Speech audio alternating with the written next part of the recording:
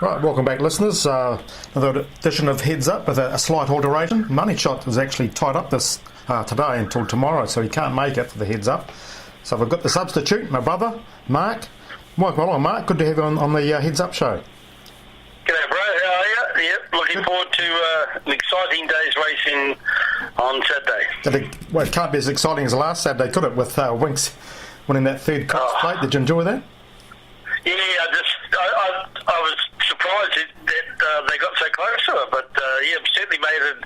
I think everyone had their heart in their mouth about 50 metres ago when Humidor came up, but she just lifted. She just pulled out what champions do. They just find a little bit extra, don't they? Yeah, I think she must have heard or seen him coming, and she just found that extra, didn't he, when Hugh gave it to her. And one thing with Blake Shin, I bet he's ruining the fact that he didn't have the whip in the left hand on Humidor, because he lays in, as he knows and everyone knows, and he used the whip in the right hand. He lay in, had to straighten her up and then use it again, and he responded really well when he hit him rather.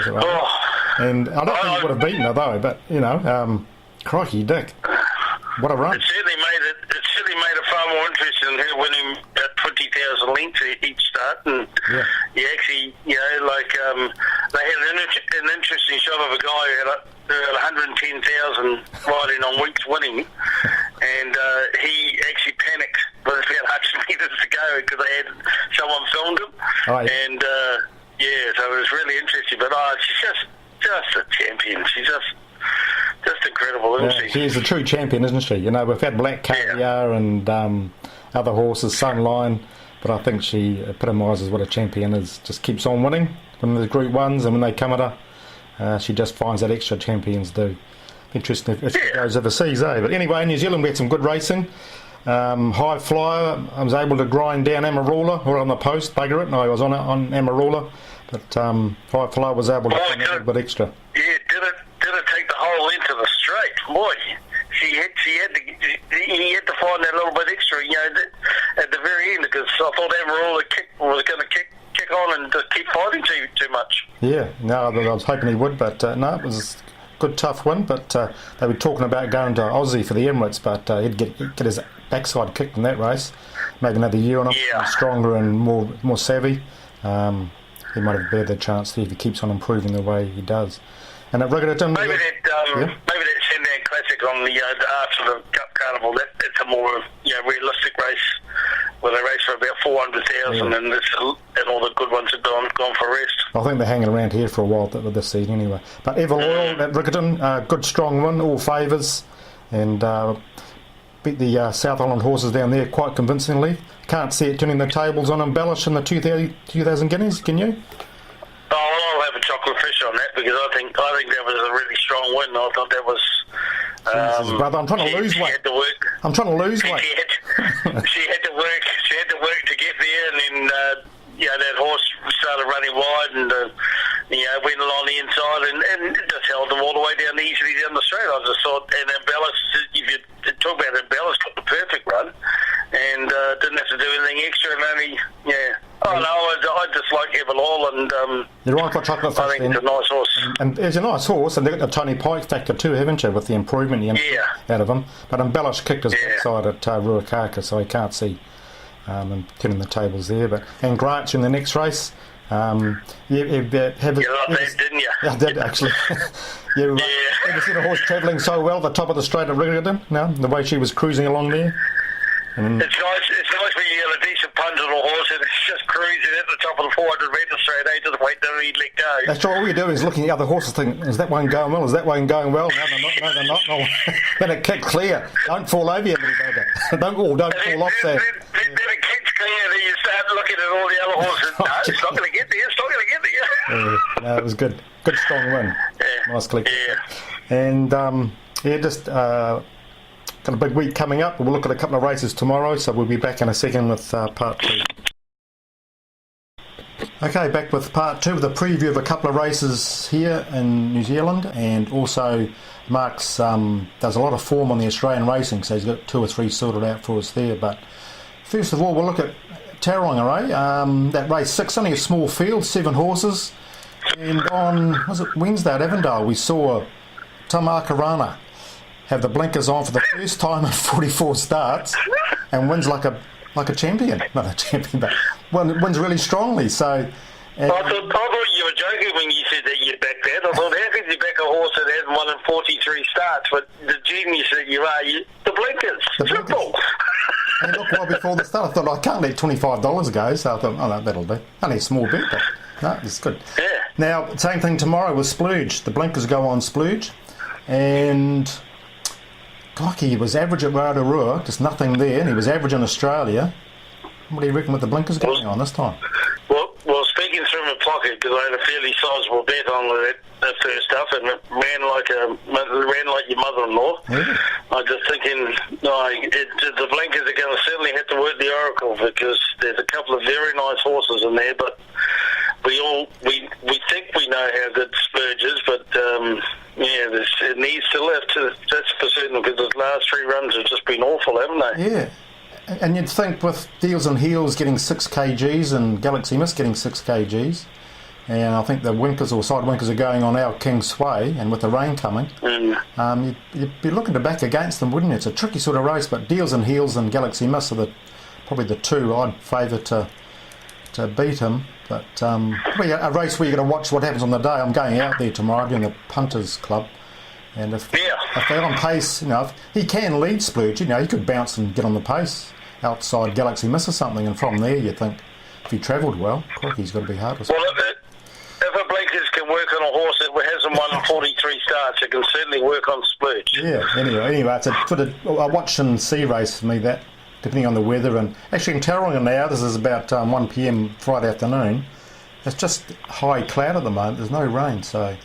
The track is at 6, yeah, so hopefully only a few showers forecast for tomorrow, so just I'll wait and see maybe. Now at Awapuni tomorrow.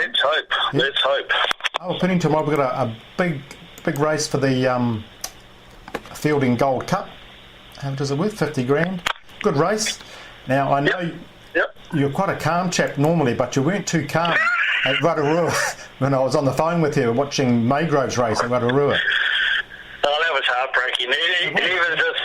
He was just trotting and just held up by all the slow ones, and then had to weave and just forget it, went round. And I think it's a third up. It's a great bet. $8.50. It's good money, isn't it? And you think he would have been on level terms with Snow Secret and Wildflower. Yeah. And Wet Track won't worry him. And he's fit. I can't see how there can be Snow Secret can play. The $3.50 difference. Maygrove's, I think, is a better horse than Snow Secret. But I thought Maygrove was great. $8.50, that is very good money. Yeah. That is very tempting, isn't it? It is. It's good each way money, but I've gone through this. Crikey, there's about 6 or 7 I like. So I'm going to go for a bit of value. I'm going to go for Wait For It, number 14, All in Vogue. I was really impressed. Oh, God. And she got a softish lead at Hastings and was just too tough. And she's back on form, and she's a good tough mare. And I'm picking the same thing will happen here. I can't see much pace in the race. You've got her that'll go forward. I think Strolling Vagabond, if he starts, he'll go forward, obviously. And Ballum will be there, but I can't see a lot of pace. I think Alfred, if he goes along not too slow, if he goes too slow, certainly he'll come around and put the pressure on. But if he can just tick along at a nice tempo that she's comfortable with, remember I Walsh say, if you can get them ticking along in their own comfort zone, that's where you want to have them. If he can do that, she could be hard to run down. Another race where you've probably got to watch how the pattern of the days are going, and if she's leading and the fence is okay at 21 and $5.50, probably pay more after I've tipped it. Yeah, well, it's good money, eh? Yeah. So I think just value. I wouldn't have. I'd have 10 each one just for an interest, but we'll see how we go. So Maygrove top of the handicap and All Grove bottom of the handicap. Should be an interesting race. Great Quinella. Imagine how much that Quinella would pay. Yeah, even an AB trifecta. I might even do that, actually. I'll do that. Take them for second and then the field for third. Do that instead. That's a good idea. Yeah, never know. And right now, over in Melbourne, the big day. Probably one of your favourite days, is it? Oh, by far. Take out the Melbourne Cup Day, which is like my favourite day, but the Derby Day is definitely, and they are really tough fields. Yeah, they are tough fields, aren't they? Yeah, I've gone through them all, and I mean, you got some favourites paying $7, and $6.50 for a favourite. It's so enticing, but they are tough fields. But that's what we're here for, to pick winners. So I'll give you my try and help you along. Okay, the Derby. What are you keen on there? How do you see that sort of going? Well, going through the Derby, there's Ace High, two good wins up in Sydney. Yeah. Main stage, ridden upside down last start. Win before was very impressive. Sully, unlucky up at Sydney. Yeah. Weather for you.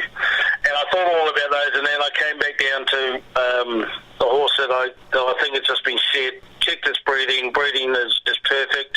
It's the right trainer, right jockey, and it's Tangled. I think great each way value at $7. $2.50 for a place. Yeah. You can back it. I think you can back it with confidence. And I think you can look at Main Stage and Ace High and Sully as your first four.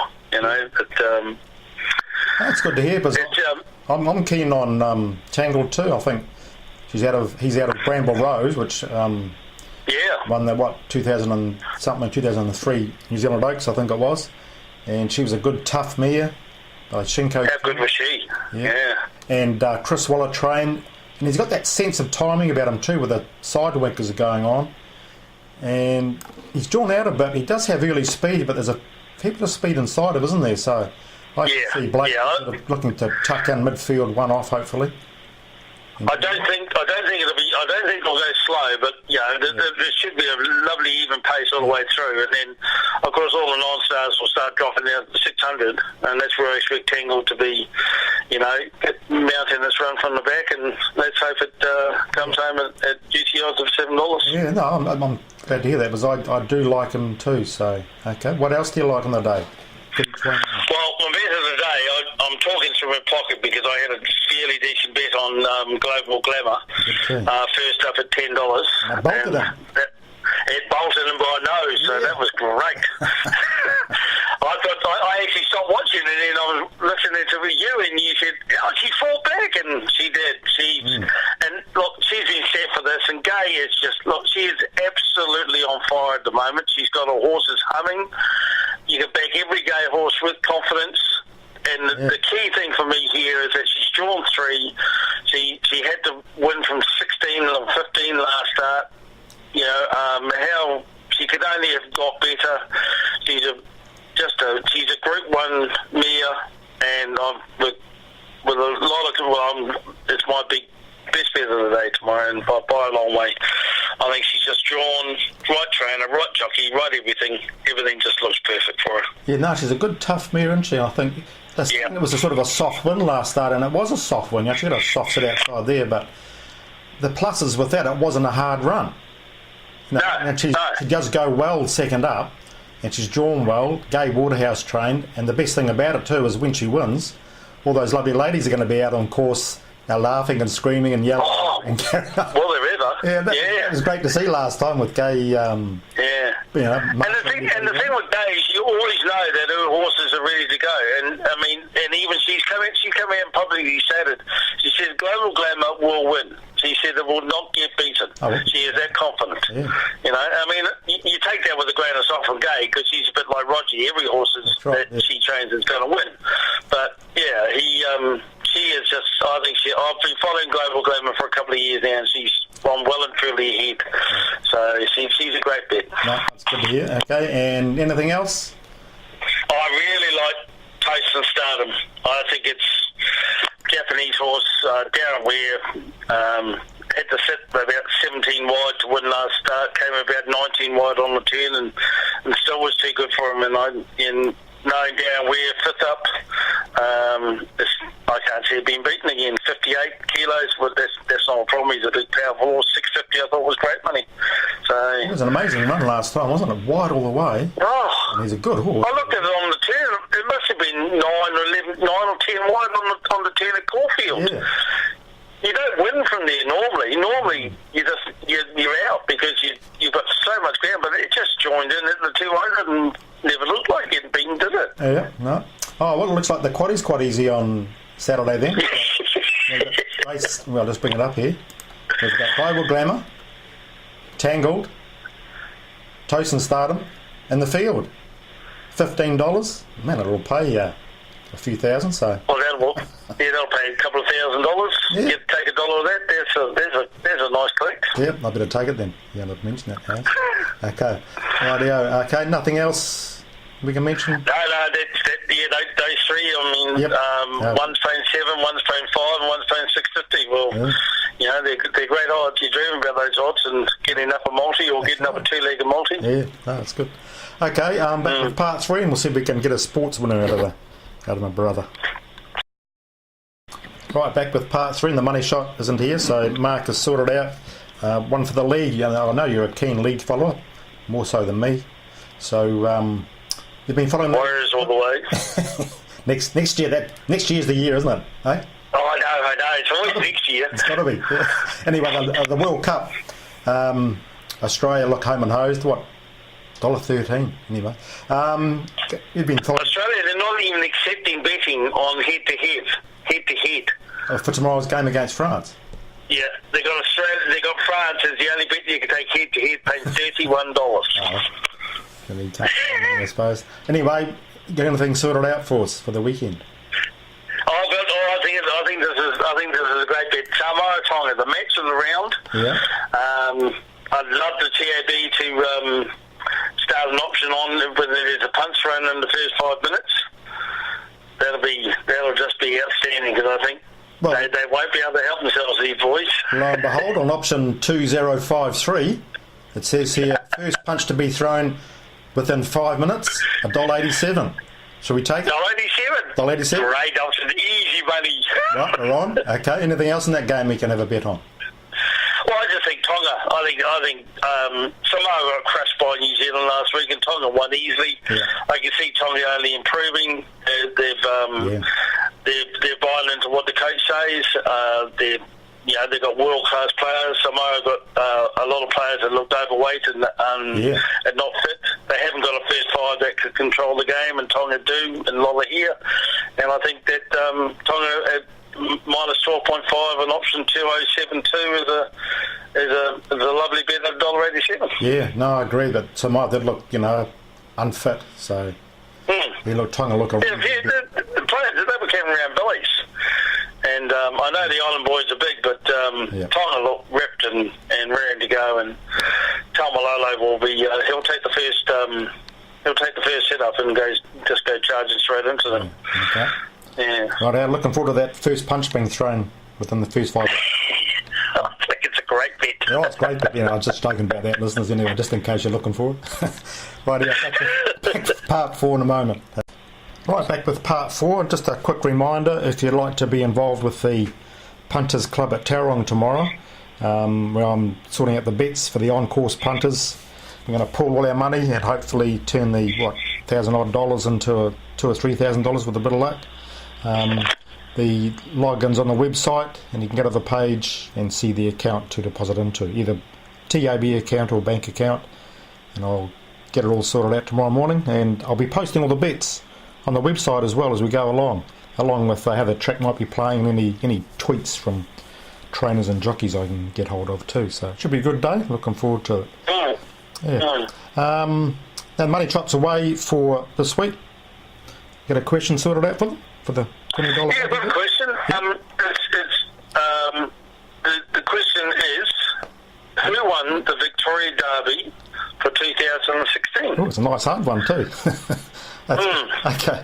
If you know that answer, not hard to find, just text me on 027 352 6402 or email formpro@formpro.co.nz and make it by 9 p.m. tonight. I've had a long day, and I'll post the winner on the website soon after 9 o'clock or first thing tomorrow morning. And I've been prattling on about the jump outs before, but once again it's highlighted how it just peeves punters off when you hear 2 minutes before the race at Gore yesterday in the third leg of the quaddie, Dave McDonald said, Napoleon Dynamite, I saw him on a jump out at Wingatui, I think, recently, and he won pretty well. And here he is on the tote paying $41 fixed odds and 50 on the tote. And then punters go, oh, shivers. If I'd known that, I might have chucked it on the quaddie or whatever. And the damn thing wins the race. And brasses 99% of punters off and then set on the quaddie. I just can't understand why it can be a problem solved so easily. NZTR, just say to clubs, if you're running jump outs, you must have someone to video them. With technology these days, you can do it off a phone with a close-in lens that's cheap enough to buy, or even a cheap video camera. Don't have to give any commentary, just video them coming down the straight so we can see them. And people then can choose. They have the option of saying, no, didn't win well enough or didn't go well enough, I'll leave it out, or I like that, I'll chuck them my quaddies or my bets or whatever. Rather than just seeing it... Huh? You're speaking from experience. You live in Aussie, you get all that, and it's just part of the service. Yeah, no. So, like you, I cannot fathom why they cannot do this. It takes one camera, operator, and you run your jump outs, you run your trials, you post them on your site. I mean, you know, you do hand timed, you do electronic timing. I mean, you know, they have to sort this out because, I mean, you know, if you want to be a serious punter, you've got to consider all these facts, and you can't just, you know, we've got to stop making excuses all the time and start actually doing it, because there are no excuses that are valid enough to say that you can't do this. Yeah, well, stake money, as you all know, relies on turnover, and I'm not going to do selections on South Island racing except for like the Cup meeting coming up, and I've got a lot of subscribers who would probably have a bet if I did a good analysis of the meeting down there. They put in their own bets and have a look in the quaddies and maybe include mine, and that's a lot of turnover clubs are going to miss out on, because just a simple thing like this is not being done. So there's plenty of places to choose from to bet. Doesn't really worry me, but it must concern clubs. If I was running a club down there with jump outs like a Tiger Racing Club, it would be a priority of mine to video them and put them up on YouTube within an hour. It doesn't take long at all. It's not hard to do. So anyway, no one seems too interested in doing it for the good of the racing, but I just can't see a significant problem that can be solved so easily is not being sorted out. A bit like galloping terminating pick sixes. Why they don't do them, I just do not know. I just do not know. You want them, I want them. Every punter I speaks to wants them. It's just...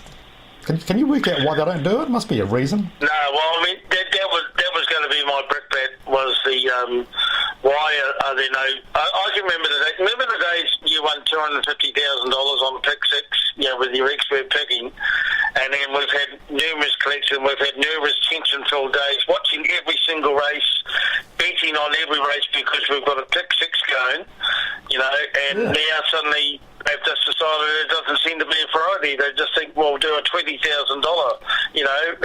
It is like a guaranteed... Who's interested in a $25,000 guaranteed pick six at Timbuktu? Now, if it was at Timbuktu... When you used to announce that you were running a syndicate, it used to be that you get excited because you know you're going to have a good chance of getting the pick six and the tension and the drama that goes with it. Yeah. Well, you know, we all like betting, we all like making money, but you know, they've got to be get out of their sock or whatever world they're in and get with what the punters want. The punters want excitement and something that's going to keep them there all day. Yeah. You know, which to me just seems so logical. Yeah. And I don't understand it. You know. Well, the last decent pick six, the one about 2 years ago at Levin at Otaki, that's David won the last leg, and someone got the whole lot, $250,000. And what happened the weeks following? That's right. Nothing. Nothing whatsoever. I just could not believe it, because so many people would have thought, oh man, that guy spent $10 or $20 or whatever it was, got $250,000 back. Where's the next one? Oh, nowhere to be seen. It's a great marketing tool, and the fact is, if you're knocked out in the first or second leg, you've still got a chance of striking it with a two-mounting, but if you're knocked out in the first or second leg, you think, oh, I've got no chance now. You'll take a quaddie or a treble, or you've done the form, so you might back another horse. It generates turnover. It's such a great tool. That place six. It keeps you interested. Yeah, that place six was a joke. Yeah. So why not have terminating pick sixes for punters, because punters want them? I'd love to know the reason why they don't do it. Maybe it ties up turnover. Is that the reason? I don't know, but I'd love to know why. But And I don't think it'll be here's a question which can be answered any time, any place, anywhere by New Zealand Racing. Why are they not putting on pick sixes, terminating pick sixes? Well, it's an open question. All we require is an answer. Most punters want them. When they get them, so they go somewhere else, like the casinos or Australian racing quaddies there, whatever. Anyway, right. Apparently, the biggest bets on a Saturday afternoon is the Melbourne Quaddie. The most turnovers on the Melbourne Quaddie. New Zealand punters. It's really interesting, actually. So, we've had a decent size pick six every Saturday, or even just 50 grand, or one at the end of the month, 100 grand or something. I don't know. It just doesn't make sense to me. Right. It's just so frustrating that... It is, isn't it? Yeah. Anyway.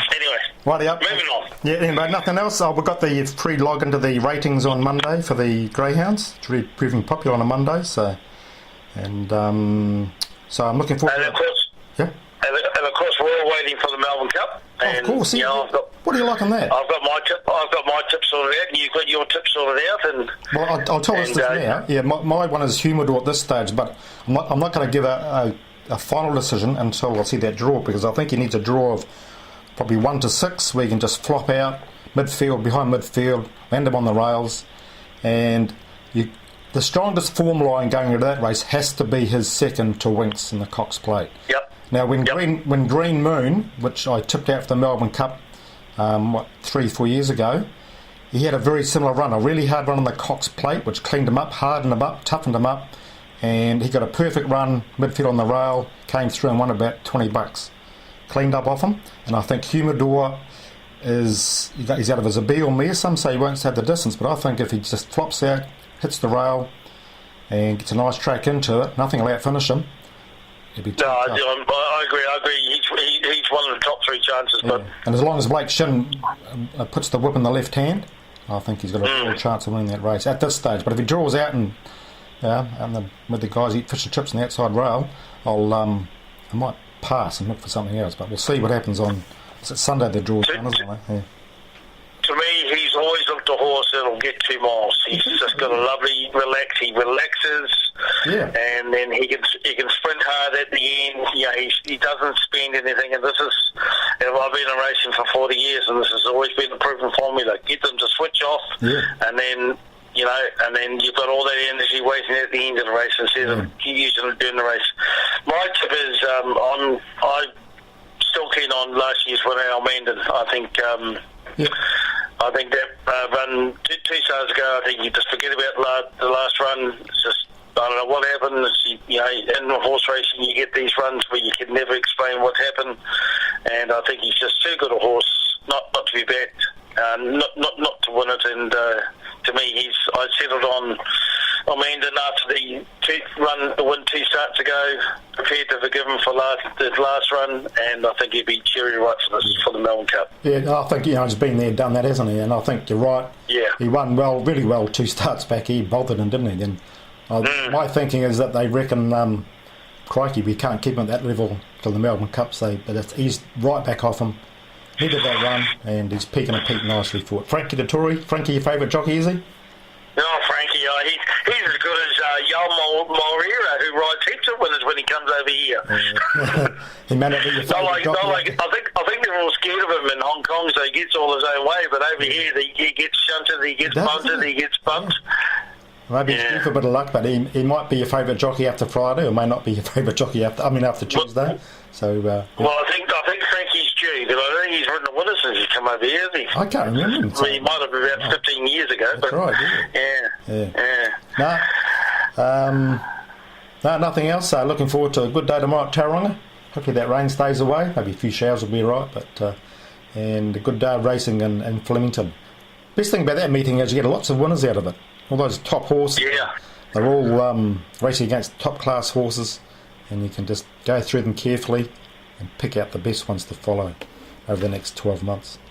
Right. Yeah, and of course the other biggest thing is now that you've seen all the racing, you've seen all the form into them, follow your gut instinct, or follow me, brother, and you can't go wrong. Yeah.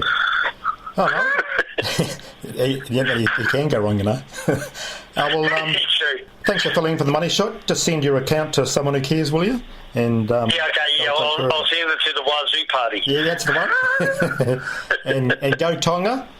And go. Yeah, I think Tonga. I think with the players they've got, they are a threat. I mean, I think Australia and New Zealand will be in the final, but I think they'll go well. Yep.